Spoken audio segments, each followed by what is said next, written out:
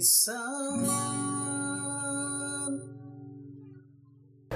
assalamualaikum. Kok gak ada yang nyaut? Waalaikumsalam warahmatullahi wabarakatuh. Teras lisan ada dapat apa namanya penghormatan di Data Indonesia Mukti. Salam. Belum ada kan? Iya. Jadi makasih banyak San Mukti ya. Kalau khairan kasihan nyempetin waktu kita ngopi bareng, ngobrol ya. Tentunya kita mau ngobrol ini isu yang santer banget hari ini, kaitannya sama tambang nikel itu, Tad. Karena memang sebenarnya tambang udah banyak ya di Indonesia itu kan, termasuk yang udah puluhan tahun itu kan di tambang Grasberg gitu ya, Timika. Kok kenapa ini heboh banget yang ini nih kan? Karena memang wilayah yang ditambang itu wilayah yang destinasinya yang lumayan narik masyarakat, wisatawan ya Indonesia terutama ya dunia, karena memang tempat yang kita lihat kece banget ya. Ditambang gitu, jadi ada rasa kecewaan sangat besar sebenarnya, terutama yang masyarakat Indonesia yang ada di wilayah timur. Udah pernah ke sana? Belum saya. Belum. Apa nih? Rencana sih, pada rencana tuh. Nah, udah ditambang jadi nggak jadi. Kita juga nggak tahu saat. Jadi artinya itu persisnya di pulau, apakah betul pulau-pulau yang sering ditampilin di media, atau yang sebelah mana sih itu, gitu kan? Itu kan akhirnya sampai hari ini ya tentunya itu ngedot perhatian banget gitu, ya. Gimana Ustaz, tanggapannya sih? Assalamualaikum warahmatullahi wabarakatuh. Waalaikumsalam warahmatullahi wabarakatuh. Raja Ampat itu masuk provinsi Papua Barat. Itu mirip sama Pulau Seribu gitu kan? Apa gugusan pulau enggak? Oh, Cuma satu. Iya.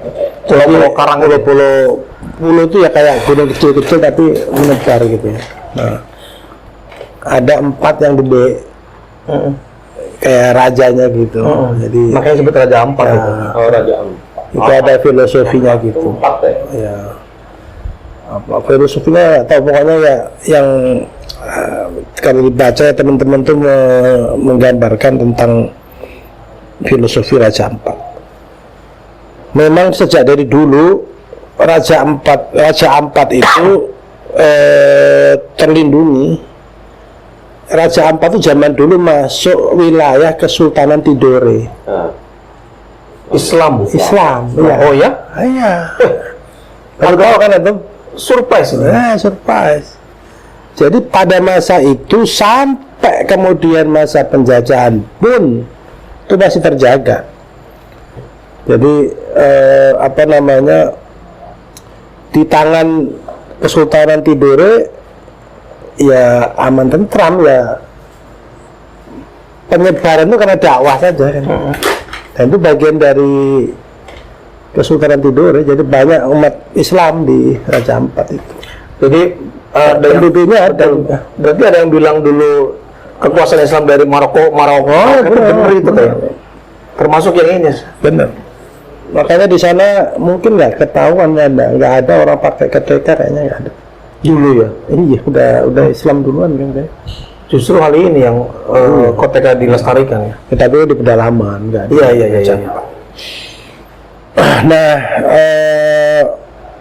fenomena pertambangan itu kan muncul karena memang tuntutan ekonomi. Sebenarnya nggak sekarang. Tahun-tahun 90-an ya, sekitar 94, 95, 90 itu mulai banyak diundangkan undang-undang PMA, penanaman modal asing. Jadi ada yang bikin pabrik, ada yang bikin industri, ya salah satunya adalah pengelolaan sumber daya alam. Makanya sejak 90-an, mungkin 97, 98 ya, masih era Pak Harto, ada undang-undang untuk mengelola sumber daya alam termasuk Raja Ampat. Jadi nggak sekarang, udah lama itu. Cuman kan tidak masif. Iya, iya. Kan istilahnya itu terukur gitu.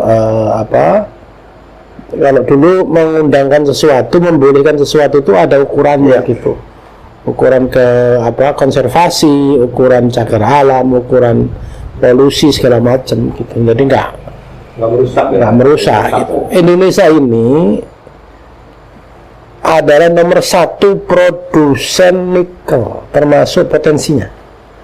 Nah, nikel itu berguna. Dulu kan belum terlalu berguna, sekarang mulai berguna. Mobil listrik ya. Iya. Untuk apa? Baterai. Nggak cuma baterai, dia tuh ini pelapis besi-besian kan masuk stainless segala macam tuh. Jadi cukup berfungsi lah, cukup penting lah. Apalagi dengan adanya mobil listrik ya, sepeda listrik segala macam. Sehingga demand-nya tinggi, kita bisa supply gitu. Nah, kepentingan demand supply ini menjadikan kita buta mata gitu. Kan begini nih ya, begini. Dulu Indonesia itu setelah pasca Orde Lama itu kan kehidupan pasca perang ya. Iya, pasca perang. Pasca perang itu berarti baru belajar yang namanya hidup. Negara juga baru terbentuk kan. Jalan. Iya. Proses pemilu pertama tahun berapa? 55 juga baru jalan gitu. Jadi euforia umat itu memiliki bendera masing-masing. Ada Masyumi, itu luar biasa itu. Maka sebagian pengamat itu mengatakan pemilu paling fair itu 55. Habis itu udah nggak fair lagi. Sampai nih hari. Iya. Iya. Kalau nggak fair berarti Kalau saya bukan fair-fairan. Jadi kalau saya menganggap memang disebutnya itu sebagai ini kanalisasi. Kanalisasi para aktivis gitu. Jadi dikasih kanal biar nggak liar gitu. Paham nggak? Apa yang paham? Jadi kanal itu agar orang-orang yang bergerak ini dapat tempat gitu. Nah itu 55 itu begitu, sehingga itu luar biasa. Yang nggak fairnya kemudian kan ada partai-partai Islam, kemudian dibredel segala macam kan Masyumi. Masing-masing lah ya. Afan, baik lagi ke pertambangan kan. Jadi kalau kita ngelihatnya gini kan, itu mau connect-nya antara pembahasan politik dengan paham, saya paham. Kita juga harus ngerespon kan, geliat. Ini kan momen nih, momen baik, kondisi masyarakat yang sedang panas. Memang tugas kita harusnya pemuda-pemuda kan manasin suasana kan, supaya bergejolak terus kan, supaya hangat terus. Nah, kalau melihatnya kan ini kayak dilematis kan. Salah satu sisi lain, ya itu kan adanya perkembangan zaman, ya kan, kebutuhannya adalah dengan beberapa sumber energi. Ini kan termasuk sumber energi terbarukan kan.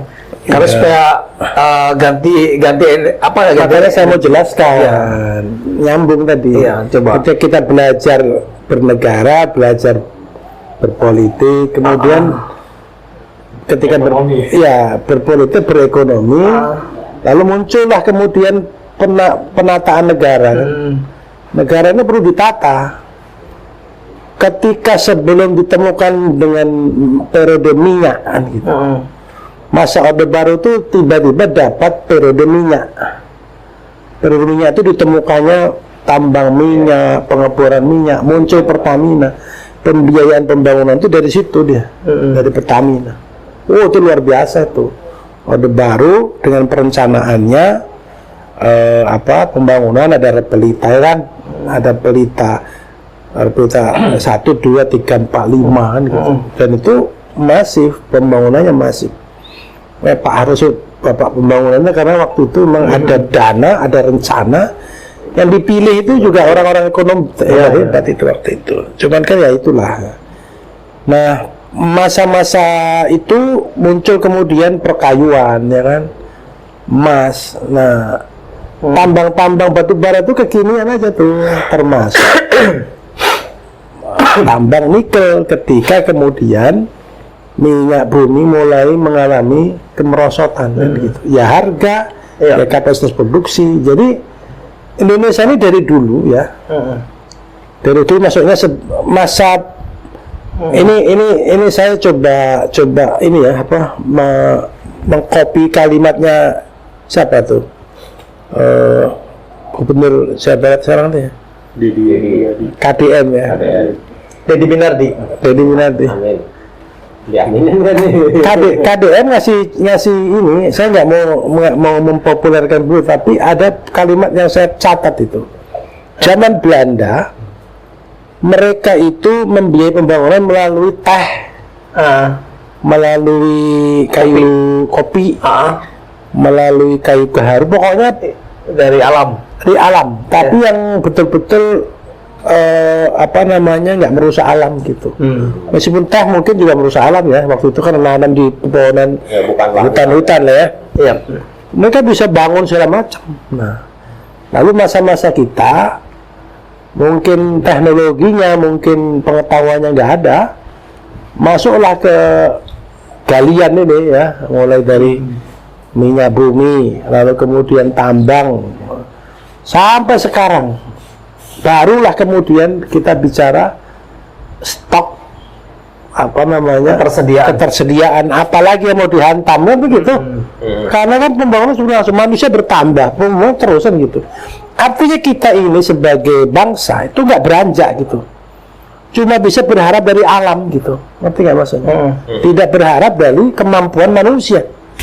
Kemampuan kita apa kalau kayak gitu? Kalau cuma alam yang dirusak di ini kemudian dieksploitasi kan Tunggu habis aja. tunggu habis. Jadi artinya sebenarnya kita tidak beranjak nih secara kemampuan nih, gitu aja gitu. Dulu Belanda sekarang ini.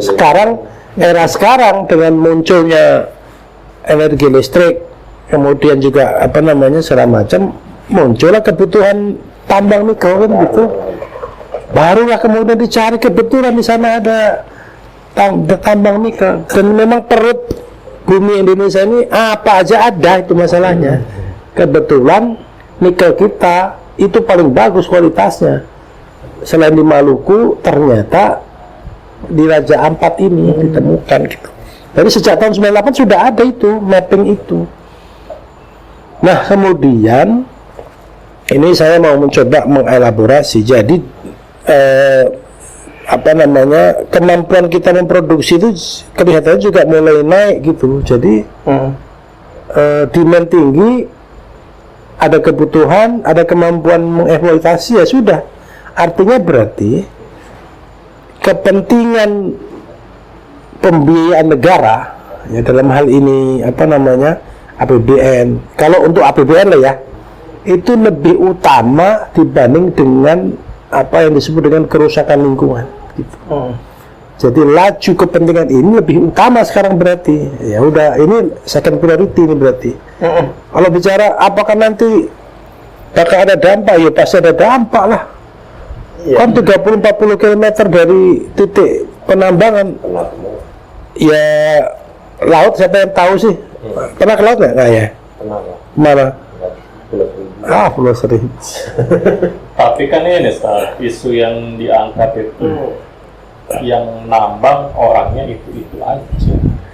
Iya, jadi gini, posisi negara dalam penambangan nikel itu sejak dulu sudah ada di bawah Antam. Yang PT GAK itu memang ada perusahaan Antam, artinya pemilik sahamnya. Dan kemudian kekinian kan ada penambang-penambang lain tuh. Kalau nggak salah sudah dikeluarin ini ya, apa? Dicabut yuknya ya, nggak tahu juga saya. Artinya berarti memang nambang itu sesuatu yang tidak dilarang, boleh-boleh aja, ada undang-undangnya. Tetapi berarti nggak komprehensif gitu. Ini apa namanya, AMDA-nya kan begitu ya, ada RUPA-nya kan begitu, dampaknya apa aja. Saya nggak tahu apakah sudah di ya kayak IKN kan, AMDA-nya segala macam, ya sama-sama aja. Ketika 10 tahun terakhir ya terutama, sepertinya laju kerusakan alam tuh melebihi standar gitu. Tiba-tiba pembabatan hutan, pengerukan pasir ya, apa namanya pemagaran pantai, pokoknya banyak banget lah peristiwa-peristiwa yang terkait eksploitasi alam dengan kerusakan alam gitu. Soalnya kayak gak ada bicara, walau alam busab ya, tapi saya merasa ini karena memang didukung oleh dua hal. Satu, sistem yang memang ada celah membolehkan itu. Yang kedua, memang ada orang-orang yang memanfaatkan sistem itu gitu. Iya. Saya sebut kita disebut dengan serakah ya, bisa jadi serakah karena demandnya tinggi, Pak. Cina kemudian negara-negara itu butuh nikel itu. Lo tahu buat apa nikel di dunia komputer gitu? Hah? Di komputer perlu nggak nikel tuh? Nggak ya? Kurang tahu tuh. Tapi untuk baterai pasti. Baterai tak pas. Kalau lithium tuh apa sih? Bukan nikel, beda ya? Beda lagi, bro. Beda ya? Beda. Oh. Iya, Set. Iya. Ya pada intinya begitu. Jadi terjadi eksploitasi yang sudah lajunya melebihi yang kita bayangkan. Karena kalau sudah begitu orang dapat kemanfaatan, nggak berhenti tuh. Itu akan berlangsung terus. Ya. Lanjut ke pertanyaan saya berikutnya nih, Saat. Kita memang kan nggak bisa kan melawan perkembangan zaman kan. Ya. Dan kebutuhannya memang ya ditopang dengan beberapa sumber energi yang kebetulan di Indonesia itu ada. Hari ini kan sedang booming dan tren masyarakat beralih ke energi listrik, tentunya ya kendaraan dari mulai motor sampai mobil dan seterusnya itu. Dan baterai itu membutuhkan bahan bakunya adalah ya nikel tadi ya, menurut orang-orang itu. Nah kebetulan kandungannya di Indonesia memang terlihat kayak semacam dilematis. Satu sisi lain ya kan pasti ada dampak tadi kan. Nah kenapa ini menjadi sorotan sangat santer banget di tengah masyarakat? Karena ternyata itu kandungan terdapat di salah satu tempat wisata yang kita tahu itu adalah menjadi destinasi paling keren ya di Indonesia, ya kan? Paling keren dan itu pun secara pariwisata yang menghasilkan cuan juga, ada nilai ekonominya juga. Kenapa memang seolah kayak ya dikorban gitu aja. Lagi-lagi adanya di Papua, gitu kan. Jadi seolah kayak ya kesan diskriminatif kali ya. Bahkan sekarang lagi ramai kan tagarnya kan. Papua itu ada orangnya. Iya kan? Ya memang ada orangnya gitu. Ini apa ya? Bukan bicara idealnya. Ini harusnya kayak gimana ini? Nanggap ini kan seolah kayak dilematis memang. Sisi lain kita butuh kan. Gitu. Jadi gini, atau kan pertanyaannya gini, kenapa ini terjadi gitu? Iya. Sambil ini loh. Iya. Lapar dulu sebelum makan. Raja Ampat itu kan gugusan pulau kan. Saya kan pemancing di laut. Oke. Gugusan pulau itu biasanya di bawahnya juga gugusan karang. Terumbu karang. Jadi di Raja Ampat itu terkenal dengan spesies bawah lautnya yang luar biasa. Ribuan spesies ya, nggak cuma 1-2 ya. Kalau ente ke Pulau Seribu kan paling spesies sudah tinggal beberapa aja yang bisa dihitung. Terumbunya sudah rusak segala macam. Tapi Raja Ampat itu ya sejak Kesultanan Tidore itu ya memang dipelihara, dijaga gitu, dijaga. Dan itu ada nilai-nilai tradisional di sana yang mereka jaga gitu. Mereka tahu persis tuh arah angin barat, angin timur, kapan terjadi musim ini, musim itu exactly ada sama masyarakat sana. Ini kalau Pulau Seribu udah nggak bisa ditebak cuaca versus alamnya gitu. Jadi ini musim ikan apa tuh acak, kalau di sana itu ini musim ikan ini, dan memang betul-betul datang musim ikan kembung, kan musim kue, luar biasa. Dan menurut Ana memang perut bumi Indonesia itu seperti lautnya seperti itu. Memang setuju di dalam pembiayaan pembangunan itu perlu apa namanya banyak. Kalau ente kan punya rumah tangga nih. Ini logika berpikir ya. Ada satu aset yang antum jaga betul, ngerti ya maksudnya? Oke. Berarti secara ekonomi antum masih mampu dong karena menjaga aset utama itu. Kalau sampai aset utama terlego atau dijual, berarti ente dalam kondisi kesulitan begitu kan? Ya nggak sih? Iya. Ada aset yang luar biasa mahalnya, namanya Raja Ampat. Ya kan? Yang sebenarnya itu nggak kepikiran untuk dieksploitasi, dirusak kan gitu, saking sayangnya gitu. Nah, kalau sudah nggak ada duit, apalagi yang kita lakukan kan gitu. Utang banyak, ini banyak kan begitu. Jadi kalau saya tarik ke atas, ini problemnya sistem yang diaplikasikan di negeri ini itu merupakan sistem kapitalistik yang kemudian nggak bisa apa-apa kecuali mengeksploitasi alam. Kalau utang banyak, kemampuan bayar nggak ada kan begitu? Ya. Kemampuan kemampuan manusia, kemampuan SDM kita bisa kompetisi nggak di global? Ada di compare dengan India, Vietnam, Thailand, Jepang, Korea. Bisa kompetisi nggak kita? Kompetisi itu maksudnya betul-betul menghasilkan uang Ya. untuk negara ini kan. SDM kita ini loh. Ayo, SDM itu berarti kan yang berapa sebaran diaspora ya kan, yang berkarir di luar negeri kan begitu ya. Kalau di kayak Brazil itu pemain bolanya aja itu menghasilkan devisa itu Buat negaranya. karena punya capability di situ, ngerti maksudnya ya? Jepang mungkin ya kan, mungkin sekarang Filipina banyak juga tuh. Kalau kita kan dulu banyak TKI di Malaysia tuh, sekarang nggak boleh lagi pulangin lagi kan. Iya. Jadi kita ini betul-betul luar biasa, negeri yang entrap menggunakan sistem yang kemudian terjebak ya, mau nggak mau harus survive. Yang kita punya alam, alamnya dibabat lah. Keruk.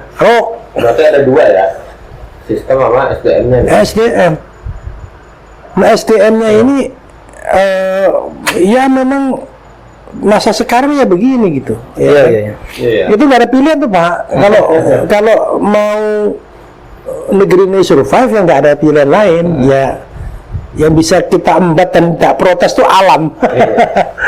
Di kampung ya, coba ente kan terpilih sebagai kepala desa nih ya.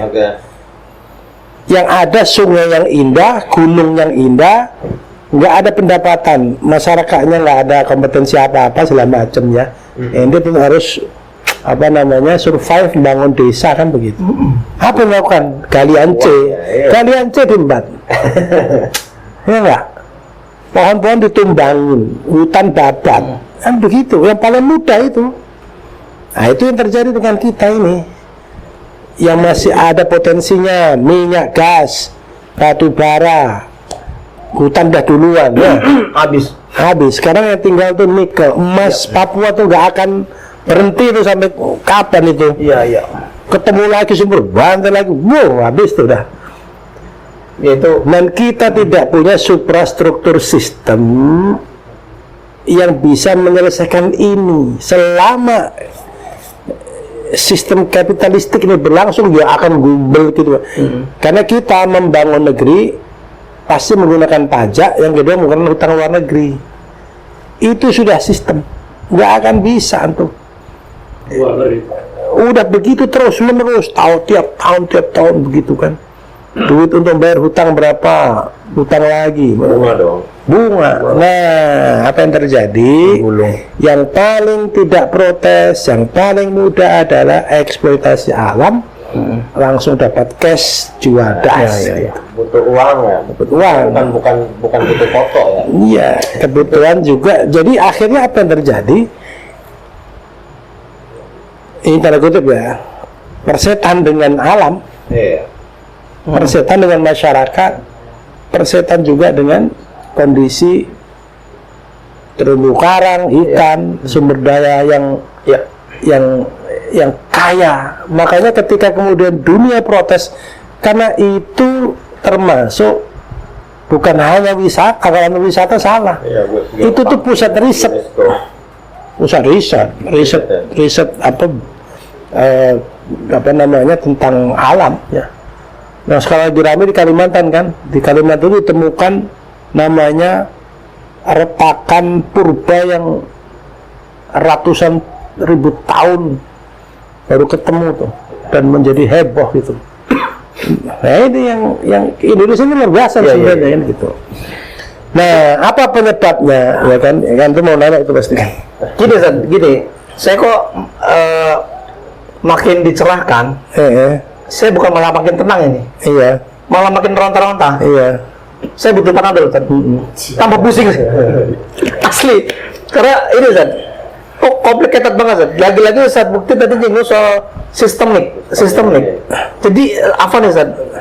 Jadi supaya sumber energi kita dapat, masyarakat juga aman, alam juga aman. Yang ideal seperti apa? Jadi sistem kayak gimana nih, Ustaz? Apa nih? Saya langsung tembak aja udah. Saya daripada puyeng minum panadol, tidur juga nggak tenang. Apalagi anak juga pusing.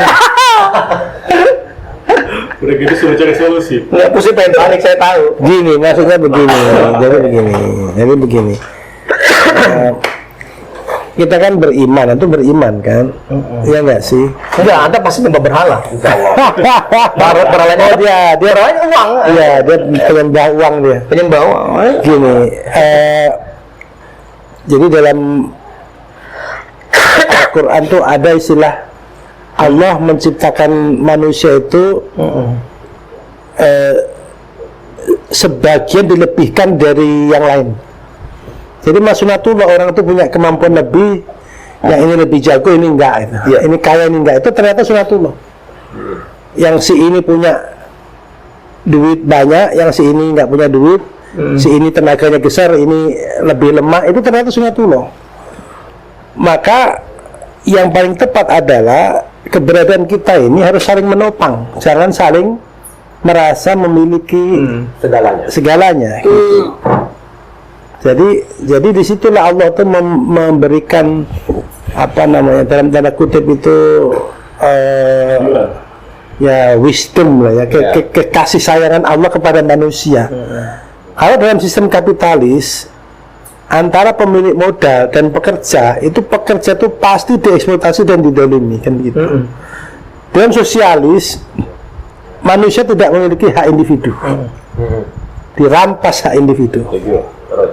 Di dalam sistem Islam itu fair, mana hak yang boleh dimiliki individu, mana yang tidak boleh, mana yang hanya dimiliki oleh negara, yang tidak boleh dimiliki individu, mana dimiliki masyarakat secara umum. Itu dijelaskan dengan umum dan gamblang. Maka kita kalau mau fair-fairan comparison gitu ya, nggak ada kecuali menggunakan sistem yang adil dan fair. Individu dihargai, kepemilikan masyarakat juga dihargai, negara yang menghargai. Siapa yang memiliki hak untuk mengelola energi? Nggak boleh sembarangan. Individu misalnya nggak boleh. Individu itu nggak boleh memiliki misalnya minyak bumi gitu ya. Iya betul. Menambang nikel, menambang gas alam ya nggak boleh itu.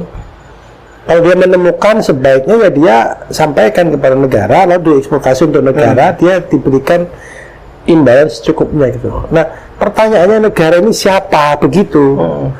Kalau negara dikelola oleh idealnya negara itu mengelola dan punya badan pengelola, kemudian hasilnya itu tentu sebagian besar untuk negara lalu kembali kepada masyarakat. Tapi kalau negara dalam tanda kutip ya dikuasai siapa? Pemilik modal, cukong. Ya bukan hanya cukong, betul-betul berkuasa. Trisula ini pemilik modal, pemilik politik, lalu pemilik bisnis dan pemilik kekuatan. Ini Trisula ini. Pemilik modal, pemilik politik, pemilik kekuatan. Ini Trisula udah. Kalau ini kemudian menguasai dan niat mereka tertutup gitu, siklusnya itu tertutup untuk mereka saja. maka tidak ada hak masyarakat untuk menikmati siklus tertutup ini gitu. Siklus tertutup di mana ya? Mereka pasti punya rencana. Ini mana lagi yang mau Iya betul. kuasai kan begitu. Nah ini kan bahaya di situ. Saya masih menaruh harapan besar terhadap negeri ini untuk apa menjadi negeri yang baldatun thayyibatun wa rabbun ghafur. Negeri yang baik, penuh dengan ampunan Allah, ya. Baldatun thayyibah itu maksud negeri yang baik. Wa rabbun ghafur, dan diridhai oleh Allah, dimuliakan oleh Allah. Itu saya berharap betul. Itu nggak akan mungkin terjadi ya kalau kita nggak menggunakan yang Allah serukan dan Rasul tetapkan buat kita. Ya tadi salah satunya adalah harus diatur kepemilikan, jangan sembarangan dong gitu. Yang boleh mengelola alam SDA terkait dengan energi itu siapa? Ada hadisnya itu, ya. Jadi orang Islam itu berserikat dalam 3 hal, dalam pengurusan energi atau api, padang rumput, dan air. Jadi kalau laut dikuasai orang, sungai dikuasai perorangan, nikel dikuasai perorangan, ya bubar. Ya, antum aja lah tak pas jadi ente tak kasih kuasa mengelola 100.000 hektar hutan. Di mana? Di ujung kulon. Antum nggak usah ngapa-ngapa, udah kaya. Kawin lagi jadi ini. Iya kan bener. Nggak usah apa-apa, udah kaya antum tuh. Lagi makanya 100.000 hektar loh, coba. Begitu datang atau saya gini, tolong potong tuh kayu. Iya. Dadat beres. Kalau kaya mungkin, kalau lagi kayaknya nggak mungkin. Habis itu ganti sawit, habis itu tinggal ke bank. Iya. Tolong cairin kredit saya untuk 100.000 hektar. Saya mau bangun ini. puyeng itu terputaran. Ya nggak usah utang, 11 triliun di kantongnya. Antum ini nggak ngeluarin duit apa? Cuma dibutuhkan kertas pengakuan untuk sebagai pengelola. Ini yang terjadi gitu. Mantap. Ya kan?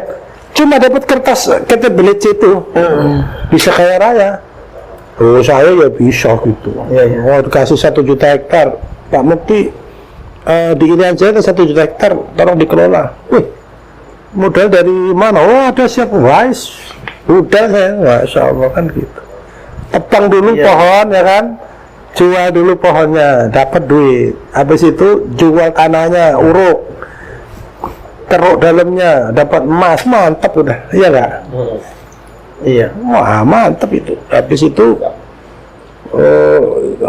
dikapling kan begitu, segala macam. Iya, menarik tadi di penjelasan terakhir ya. Yang menarik, optimistis itu muncul kembali nih saya, Sad. Lumayan ngurangin tensi pusing saya ini. Ternyata ada alternatif lain ya. Jadi tadi sistem Islam tadi antum gambarkan, antum jelaskan. Ternyata secara kepemilikan tuh ada pembagian, jadi jelas tuh mana buat masyarakat, ya kan, mana buat negara dan mana buat yang individu. Jadi hari ini kan itu yang nggak terjadi. Jadi siapapun bisa memiliki selama memang tadi pemodal yang memiliki. Jadi ini makasih banyak, Sad. Udah selesai kita. Selesai udah.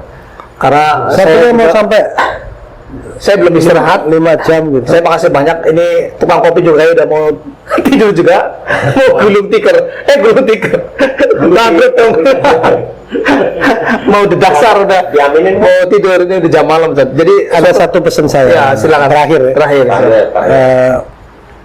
Umat Islam itu harus percaya diri. Satu, dia la tahzan illa Allah ma'ana gitu. Jangan kau bersedih hati, jangan gelisah, jangan bimbang. Allah bersama kita itu. Cuma masalahnya adalah Nggak percaya diri.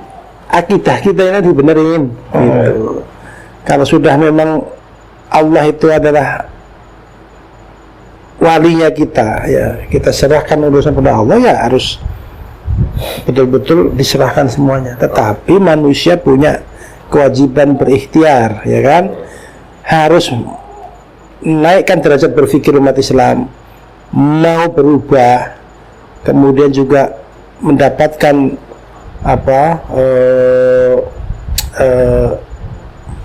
menyatu gitu, Iya.